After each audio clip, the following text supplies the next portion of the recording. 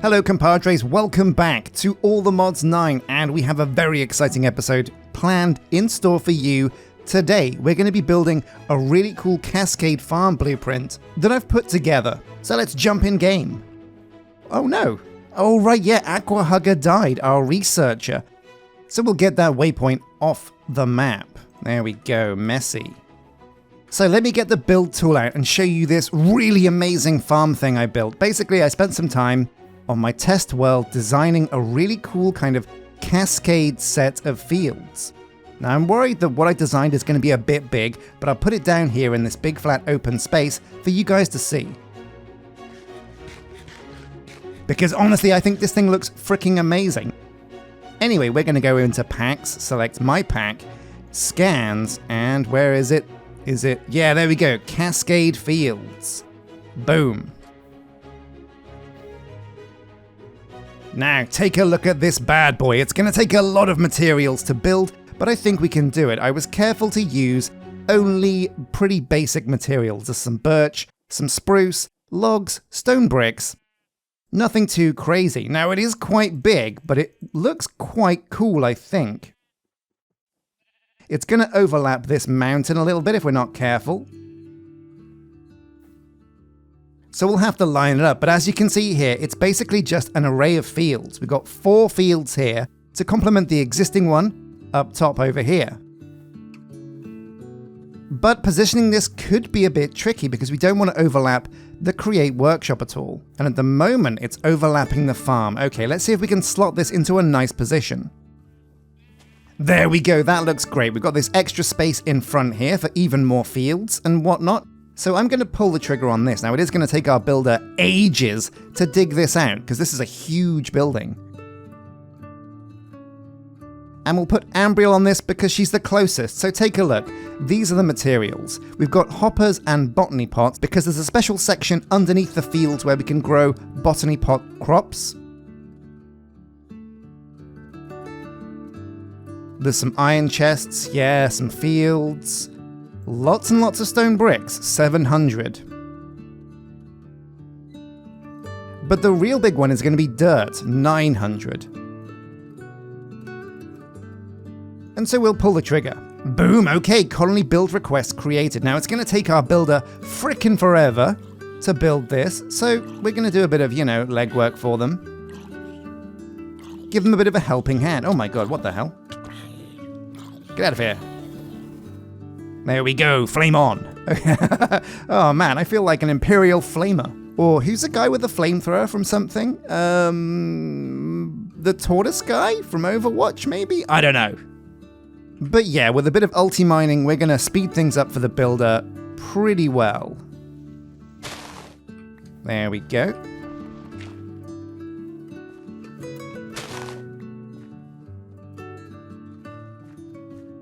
So we'll set the camera up, give her the materials, and I'll see you guys for the time-lapse build. But I'm very excited to see this go up. But before we can start on the Cascade fields, we had to come over here around the back and finish up the cocoa plantation field. Something that we were going to build last episode, but she didn't have the materials to do it. So I quickly crafted those, gave them to her in her builder's hut, and let her rip. I'm not 100% sure how the plantation field works, because I don't think it attaches to a farm. And we're not going to get any chocolate in our backpack until we work out how it works. So let's jump in and find out. So let's take a look at this cocoa bean farm. Pretty cool looking. Now, I think the fact that this has a plantation field block, hidden, I guess, away behind here. Yeah, there we go, very nice. I think this means that, yeah, we have to use this field with a plantation, so we're going to have to do that research, but don't worry, that's a pretty important one for us anyway.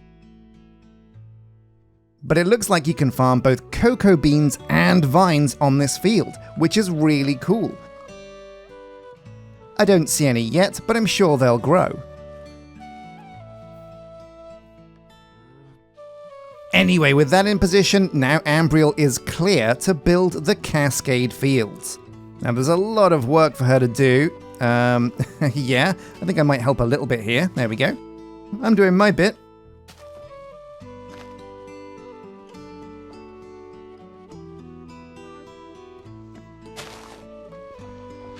Oh my god, no, oh no! Oh no, I think Ambriel just fell to her death. I'm so sorry, bro. No, she's okay, luckily, provided she doesn't get killed by zombies down there. Oh no, she's found a way back up, thank god. Anyway, we'll leave her to her thing and watch the building go up. Right, here we go, the Cascade Fields. This promises to be the biggest, most ambitious build we've done yet, even bigger than the Create Workshop and the Power Tower. Now I had to dig out even more of the space around this build because it was taking her absolutely forever to work through that stone, dirt, and brush. The concept and principle for the Cascade Fields is simple. We wanted multiple fields for the farmer to work, all on one build, and we wanted to layer them so they weren't all flat. Because flat builds really do kill the look of a colony quite savagely.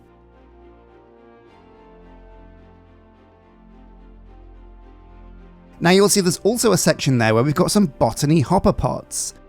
And I'm excited to show you what that looks like once the thing is built.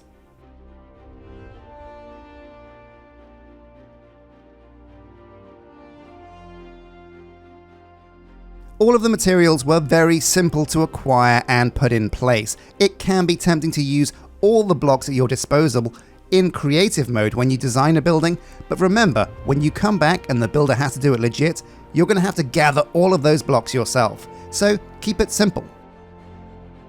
And using simple blocks doesn't mean you have to make the building look ugly. You can use all kinds of tricks like trapdoors and depth to keep a build looking fresh and exciting.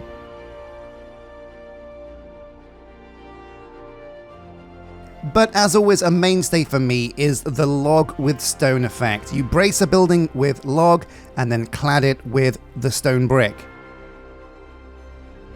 It's a look that I've kind of kept consistent with because I think it really works. Now, on top of the field, we also have some decoration here as well, with some water fountains pouring out of the stone brick at the bottom and filling up a small river and a bridge that will connect us to the main path on the right.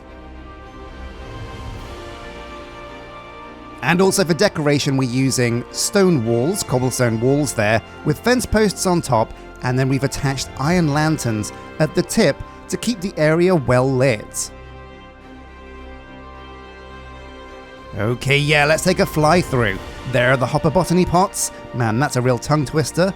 And then we swoop up here, up the stairs, and boom, we have the 3 fields on top. Pretty amazing. Now there's some more work to be done. I have to connect these up, but let's get in game. So gaze upon the beauty of the Cascade Fields. Oh man, yeah, these look really, really, really cool. Now I'm going to have to do a bit of like jimmying to get this path to match up to this one, but there we go. We've also got this empty dead space here that I'm not quite sure what we'll do with. We could just use this for decoration, but here we go. So let me give you a walkthrough of my Cascade Fields. Now I am slightly upset that it's so close to the Create Workshop that we've got a bit of like a bit of mess going on here, but I can fix that after the fact. Likewise, the wall of that mountain now, the wall of that hill, looks really messy too. So I'll be going back and fixing that with some decoration as well. But these are 4 functional fields to complement our farm. Now we can't use all of these until the farm gets to level 5, but until it does, they will still function as fields. So let me grab a hoe and a shovel. And also, while I'm at the computer, we're going to grab a few bits and bobs that we can grow in the botany pots. Like, I believe you can grow kelp in botany pots. Yeah, amazing, just with a bucket of water. So we'll get that too. Also, cactus we can grow in a botany pot. That's amazing. I think sugarcane as well. Yeah, one of those. Also the sunflowers, and yeah, I'm not quite sure. I can't think of anything else off the top of my head. Oh no, wait, hang on a sec. Let's also grow the important things for curing diseases over on the colony. So dandelion is one of those. And of course, we've kind of not got anything for carrots and potatoes yet. So there we go, 8 botany hopper pots and 8 crops to grow in them. So yeah, basically when I created this cascade field thing, I realized I had a lot of dead empty space underneath the fields, and I wanted to use at least some of that space, and that's why this is raised with pillars, and we have these botany hopper pots. They're so useful, so cool, so flexible. So we'll start loading these up. Now we're going to start with the difficult ones, like kelp over here. Boom, that's going to grow. Amazing. Then we're going to have sugarcane, which I believe needs sand. Is that right? Oh no, this will kind of grow on anything, so we'll use some of this rich soil. Fantastic. Sugarcane and kelp. Then we'll put a sunflower on this one. Very important for gathering new colonists. We'll put a cactus over here because cactus is really difficult to find, and that definitely needs sand. Then over on this side, we're going to go poppy. We're going to go dandelion. We're going to have a carrot, and finally a potato. Whoops, I missed the soil in that last one. And there we go, 8 immensely useful botany hopper pots. In fact, we've already got the sugarcane up to 2. And there's already a kelp in here as well. So behind these oak chests, there are an array of hoppers. Again, I was thinking about using pipes. But iron is so cheap for us now. We've got 1,000,001 bits of iron. So I just thought I'd use hoppers because they're pure iron. Oh yeah, this is going to be amazing. So next time anybody comes to visit and they want sunflowers, or even indeed sugarcane to make into paper for books, we should have all of that covered.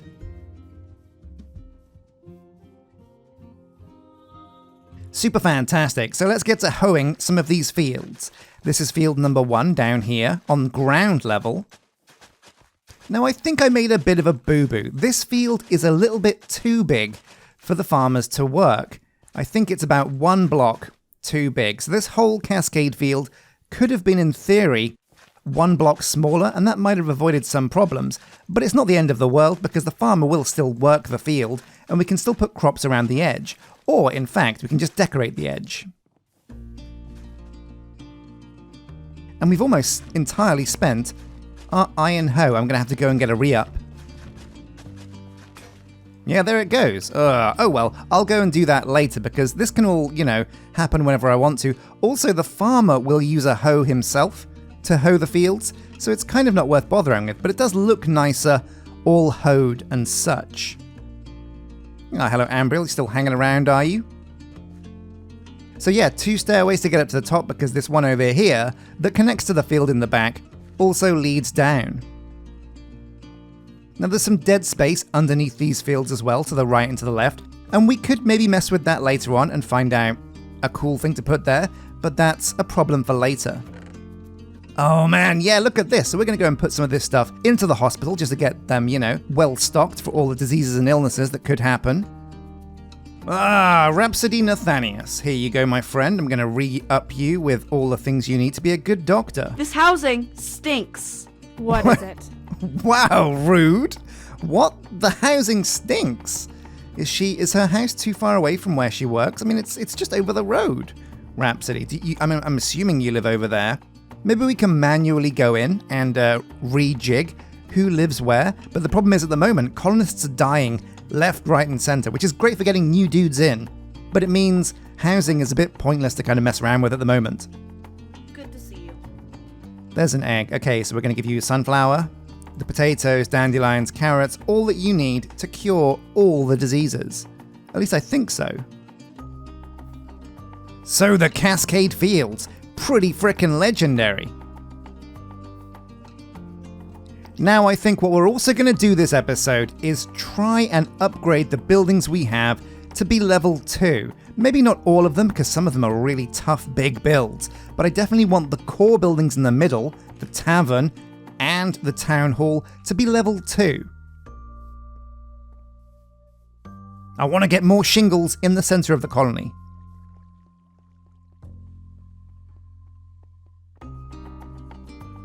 So let's take a look. Build options and the upgrade to level 2. Oh man, I should have done this ages ago. Oak wood shingles, not too bad. Spruce wood shingles, we've also got plenty of that. Lots of polished andesite, but I did grab like 2,000. And you can use andesite to create diorite, so we're fine there. Yeah, this all looks very easy. Lots of materials, but we can go and gather that. Manxie McPoodle, how's it going? And let's go over here to the tavern and see what this needs to get up to speed. You off to work, Mixter? Good lad. Oh, it's great. It's great having a colony in modded Minecraft because it makes just your base feel so much more alive. So here we go, the level 2 tavern, and this has a few more spicy options like brown bricks, but again, all of this stuff is things we have access to now because we've conquered the nether, we've got all the saplings, we've gathered all the stone, so all of this stuff can be really easily made over at our cutter. The one thing that might be tricky is the cornflower, but don't worry, we're not going to go hunting for cornflowers across the world, no siree. We're going to take the easy option and go and speak to our market villager over here by the farm.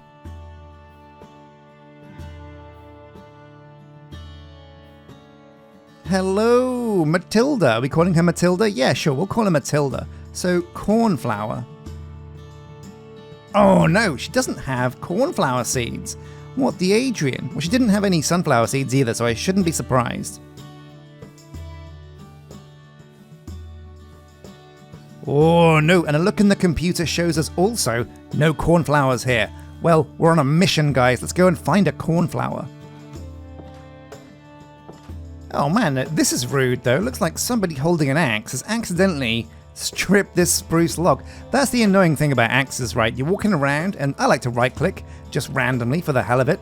And yeah, every now and again you can accidentally ruin one of your logs. Okay, the hunt for cornflowers. Now this shouldn't be too hard because what you can do is use the map to look for blue. Because as you can see, these red dots here, that's a rose bush. This orange over here, that's a pumpkin. And the yellow here says dandelion. You can see down there on the bottom. So using the map is a really powerful way to find the flowers you're looking for. So we're scanning for blue.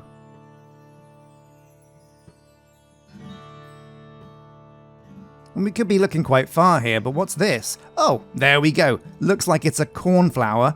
Not crazy far away, considering I have a jetpack. So off we go. And this isn't quite creative flight with my jetpack, but it's pretty damn close. You can have a max height with a jetpack of 27 blocks, which is kind of good.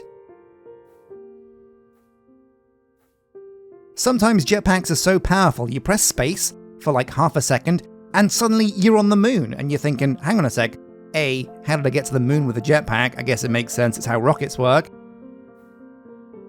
And B, oh my god, I've got a time coming down now and not break my legs on landing, which is a real problem.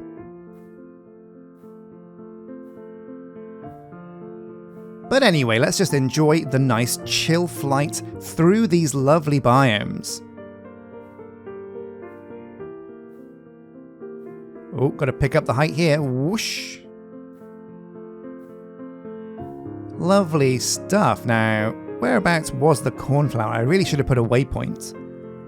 But I feel confident I'm going in the right direction.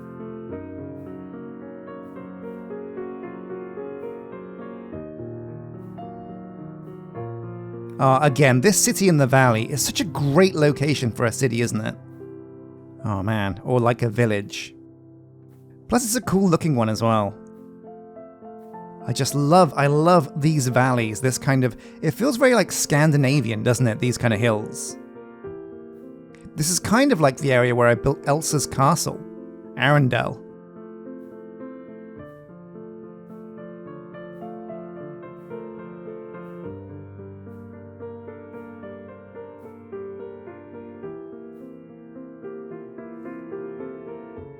Oh wait, we've overshot, so we're trying to go south now.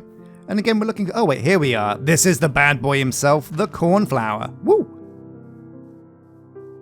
And we'll get a few of these. We're not going to need to grow them, because I don't think they're a super common build requirement. But if we have several, we can always bone meal these for as many as we want in future.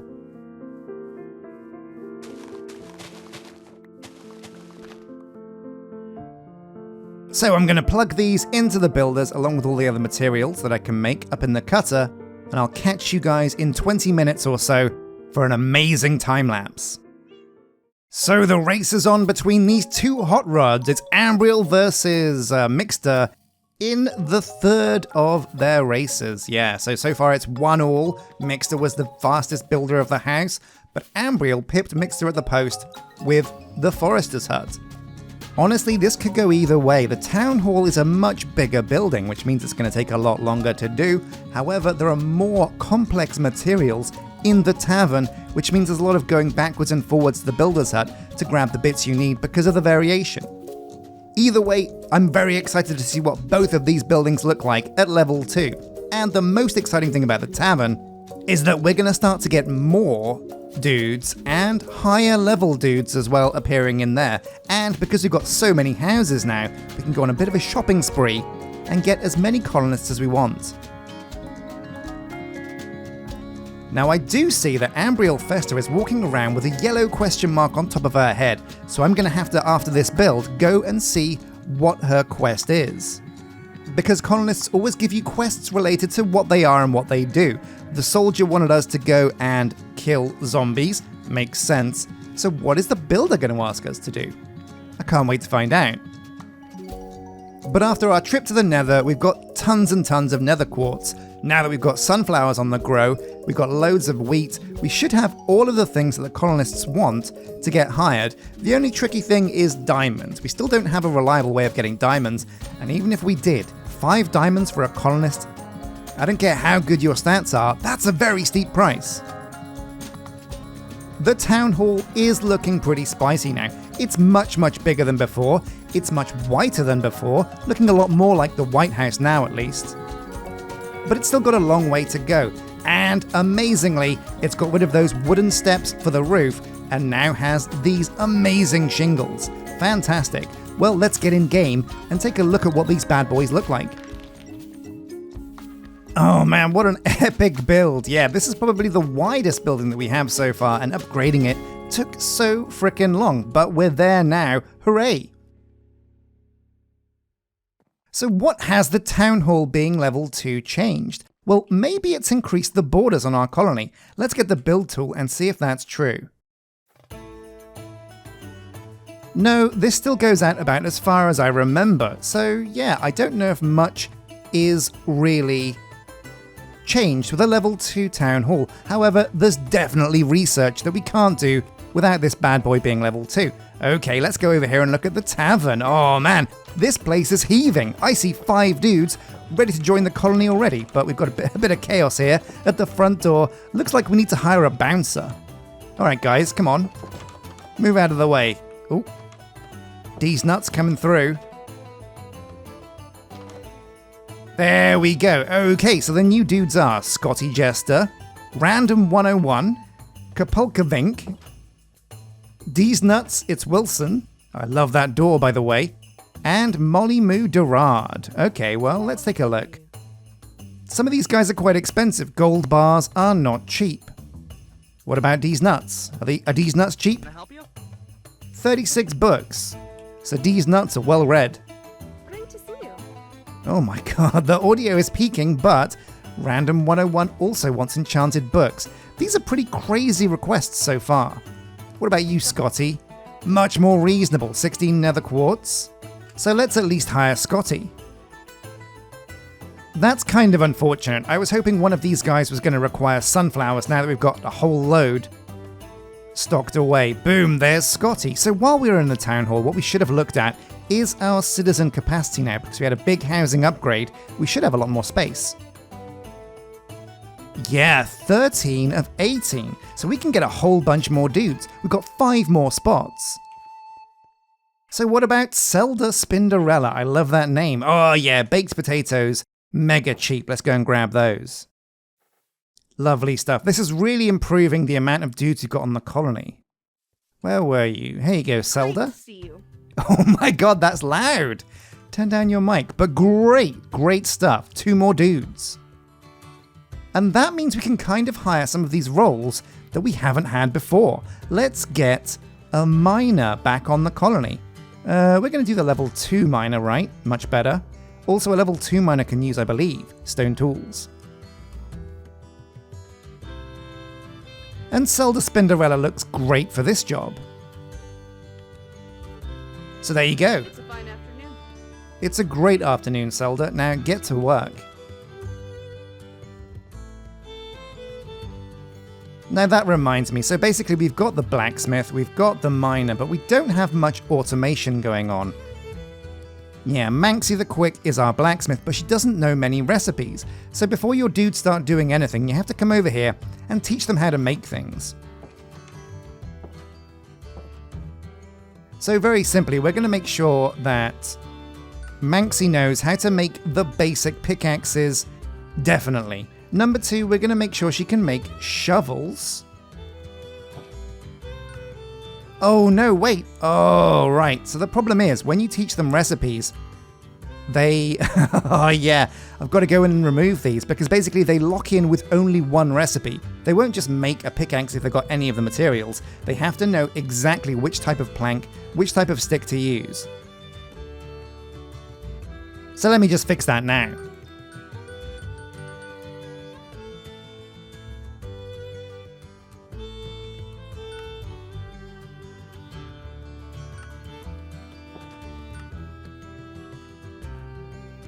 That's great stuff.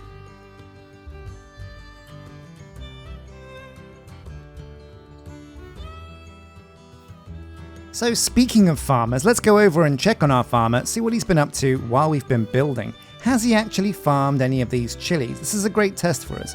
I'm fairly sure he did have a hoe. How you going, Kyle?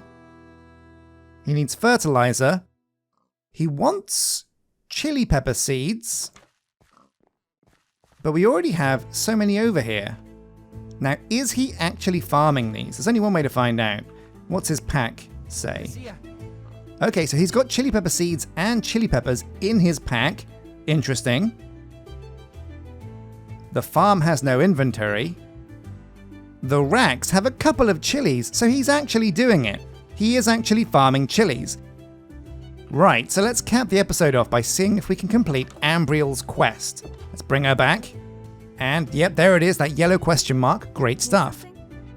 I'm still waiting for Builder's Goggles. Right, yeah, so she wants Builder's Goggles. She also wants hopper pots. What's that for? That's crazy. Okay, well, maybe she just wants those for fun. Anyway, let's see if we can make some Builder's Goggles for Ambriel.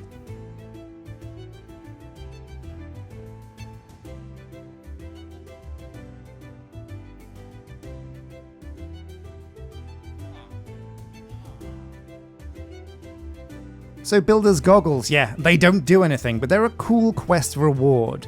Do I have all the bits? Oh man, luckily enough, I do.